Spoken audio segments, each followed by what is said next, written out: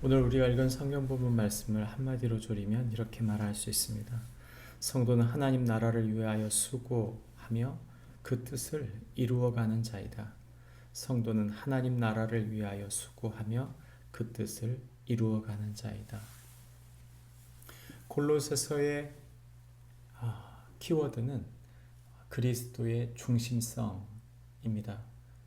골로새 교회에 당시 이단들이 침투하여 하나님의 말씀을 어긋나게 가르치게 하는 것들이 있었고, 그러므로 골로새 성도들이 그리스도를 중심에 품고 세상 풍파에 흔들리지 않는, 또는 여러 가지 말씀의 변질이 있지 않도록 그들의 마음을 선명히 세우기 위해, 그들의 삶을 선명히 세우기 위해 그리스도께서 우리의 중심임을 나타내기 위해 쓴 글이죠.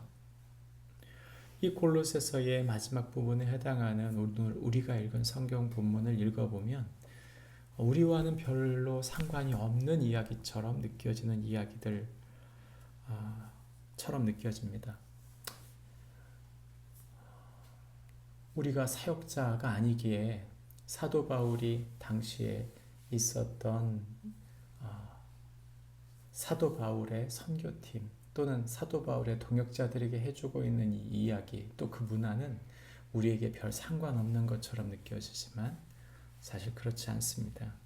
왜 그런가 하면 사도 바울이 복음을 위해 헌신한 사람일 뿐만 아니라 자신이 함께 복음을 위해 헌신했던 사람들을 응원하는 글이기 때문에 그렇습니다. 하나님의 사람들, 우리가 이 땅을 사는 동안 우리가 전도가 아니다 하더라도 우리의 삶의 모든 영역이 사실 복음을 위한 것이며 예수님을 위한 것입니다. 주님이 우리를 붙드시고 우리가 그리스도인으로 사는 동안 어떻게 살아야 하는지 오늘 성경이 말해주는 것이죠. 우리가 읽은 성경 본문 말씀을 크게 세 가지 정도로 나눠보면 이렇게 나눌 수 있습니다. 먼저는 10절부터 11절, 하나님 나라를 위하여 위하는 자들로 위로받으라. 하나님 나라를 위하는 자들로 위로받으라 말하고, 12절부터 13절은 하나님의 뜻을 성숙함으로 이루어가도록 기도하라. 마지막 14절부터 18절까지는 하나님 주신 직분을 온전히 이루도록 수고하라 말합니다.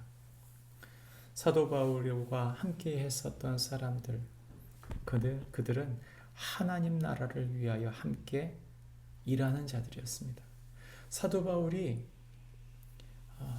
이 골로새서를 쓰는 가운데 그는 감옥 안에 매여 있었습니다.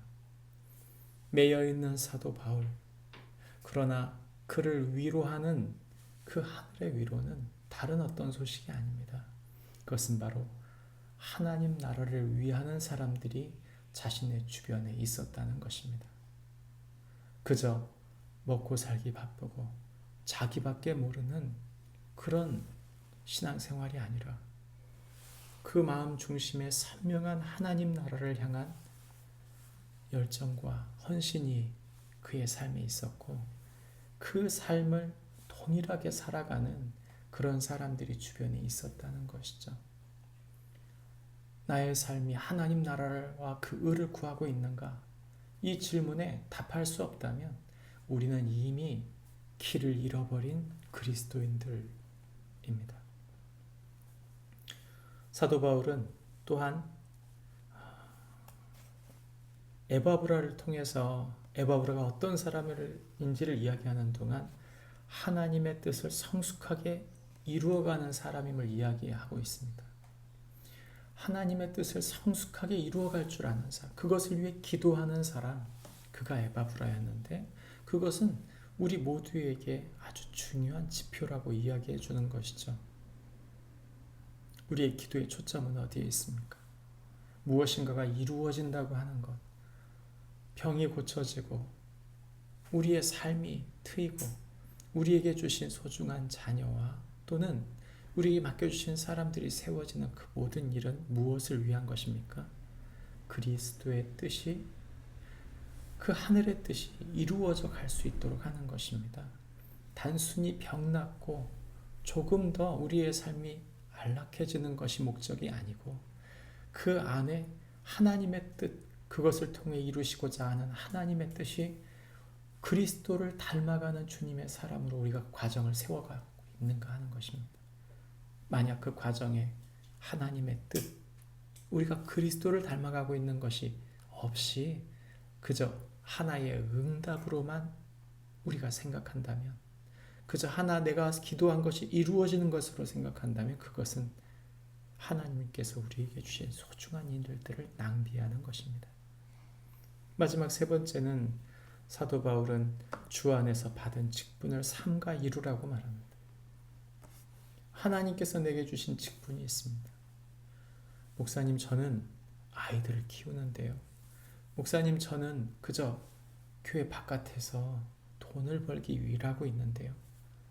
목사님, 저는 이제 삶의 영역에서 이제는 특별한 일을 맡고 있지 않은데요. 그렇지 않습니다. 우리가 서 있는 그 자리가 하나님 맡겨주신 자리입니다.